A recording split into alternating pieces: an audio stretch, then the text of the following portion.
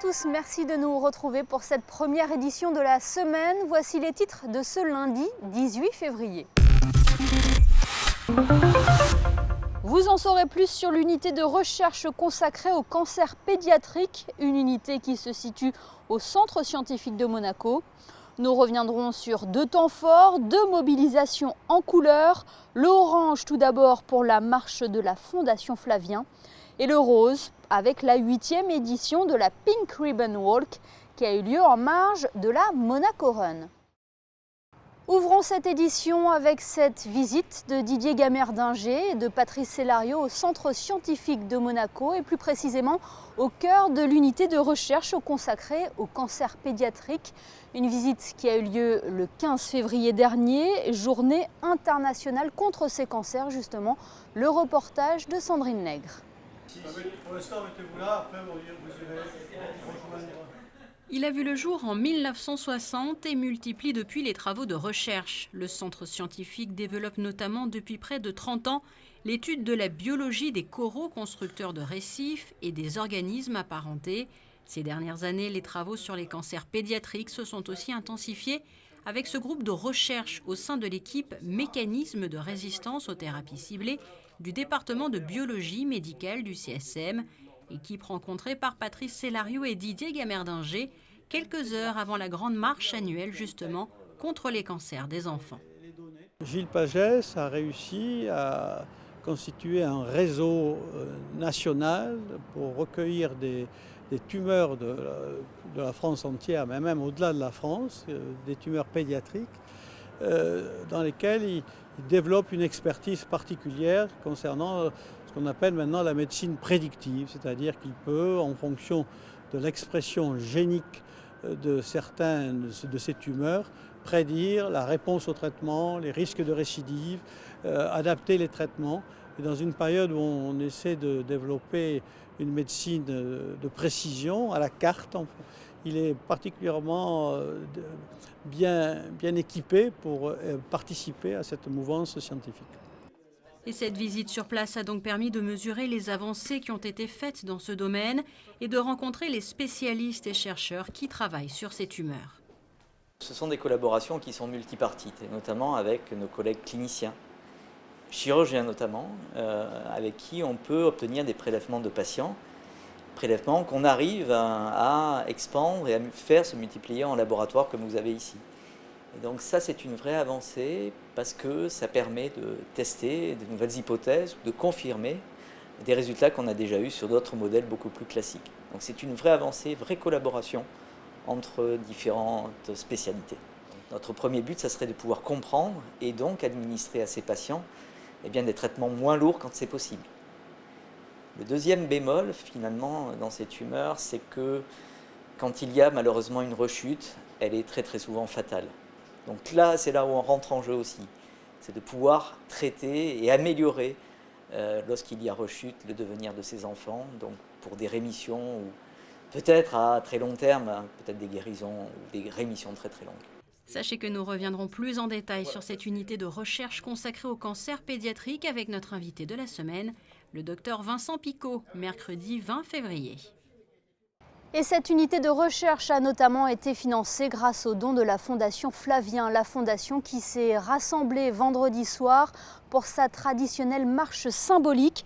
Enfants, parents et personnalités politiques, tous étaient vêtus de la couleur orange en hommage au petit Flavien. Retour sur ce moment avec Charlotte Moreno.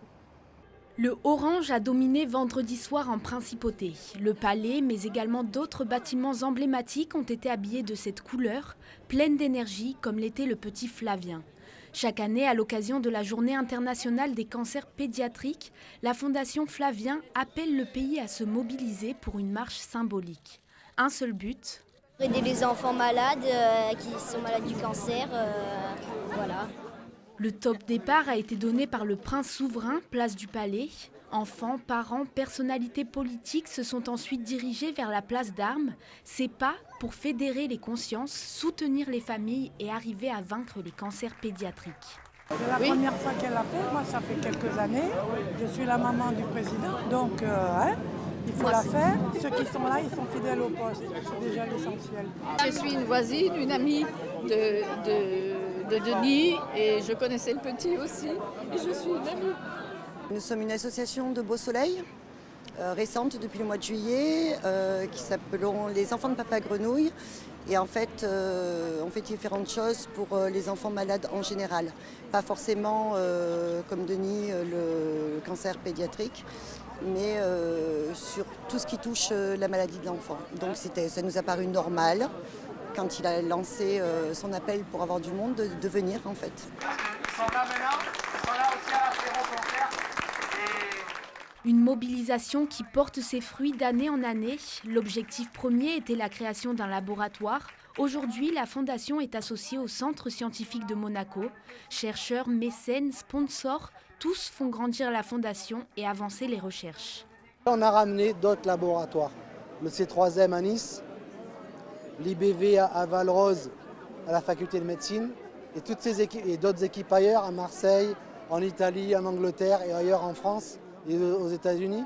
Toutes ces équipes-là travaillent pour un seul but, arriver à vaincre le cancer des enfants. Et grâce à ça, donc, depuis 4 ans, nous avons pu récolter 400 000 € pour la recherche. Et cette année, ça fera 500 000. Toutes les autorités, que ce soit le palais, bien sûr, comme vous avez pu le voir avec Monseigneur qui était là pour témoigner avec nous de la nécessité d'agir, c'est lui qui annoncera les résultats qui sont là dans les starting blocks administratifs pour être vérifiés. Mais c'est plus qu'un potentiel. C'était un potentiel, c'est devenu une réalité. Les chercheurs étaient aussi présents pour expliquer leur démarche. Le combat en mémoire de Flavien continue. Le prochain rassemblement Pousse la vie se fera autour d'Yvan Cassard en concert le 27 mars au Théâtre des Variétés. La mobilisation était également au rendez-vous pour la Pink Ribbon Walk. Dimanche, plus de 300 personnes ont participé à cette marche en marge du Monaco Run. Le but, sensibiliser le public sur les méthodes de détection et de prévention du cancer du sein. Dominique Poulain revient sur cet événement. Une vague humaine revêtue de rose dans les rues de la Principauté pour le départ de la 8e édition de la marche Pink Ribbon. Tous sont là pour une cause bien précise, la prévention et la lutte contre le cancer du sein. J'avais beaucoup trop d'amis et de proches qui étaient concernés par la maladie. Et je voulais vraiment montrer quelque chose, un soutien, faire quelque chose pour voir qu'elles n'étaient pas seules. Directement touchés ou pas, la plupart d'entre eux se disent concernés par cette maladie. Il faut lutter contre le cancer du sein, tout le monde en est affecté, j'ai eu plein de personnes dans ma famille qui ont été affectées et en s'unissant on pourra peut-être un jour vaincre cette maladie qui malheureusement est très très répandue. Ma mère a eu un cancer du sein, mais elle va bien, j'ai une amie, donc oui des amis, de la famille, j'ai des tantes, grandes-tantes, pas mal de gens dans la famille, donc voilà, donc on marche pour toutes celles qui souffrent et ceux qui souffrent de cancer du sein. On est toutes concernées, même tous pour les hommes aussi, donc non, c'est génial ce qu'ils font, c'est vraiment très bien. Ici, pas de compétition ou de chronomètre amélioré. La marche se veut être un événement solidaire, familial, voire populaire. On a énormément de cas de personnes qui sont en train de se battre contre le cancer, qui ont survécu le cancer ou des familles qui viennent ici pour soutenir le membre de leur famille ou leurs amis qui sont touchés par le cancer. Et notamment des gens qui se sont inscrits. Hier, on a eu une journée fort en émotion avec des gens qui sont venus, qui se sont confiés et qui ont fait passer le message que en fait, ce genre d'événement leur fait beaucoup de bien et c'est le but. Être ici, participer est pour eux un acte fort. La marche cherche avant tout à récolter des fonds. Pour marcher, chaque participant donne 30 €. Ils seront reversés à la recherche pour la lutte contre le cancer. L'épreuve est ouverte aux femmes, mais aussi aux hommes et aux enfants. Pour courir et pour faire un peu de sport. Là aussi. Et tu sais pourquoi tu vas marcher aujourd'hui, ce matin? Pour avoir de l'argent pour les sociétés. C'est très important.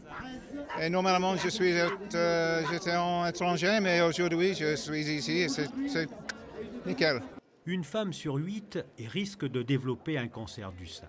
Pour mieux lutter contre la maladie, le CHPG est équipé depuis quelques années d'un mammographe de dernière génération et toutes les femmes de plus de 50 ans reçoivent un courrier personnalisé les invitant à réaliser une mammographie totalement gratuite.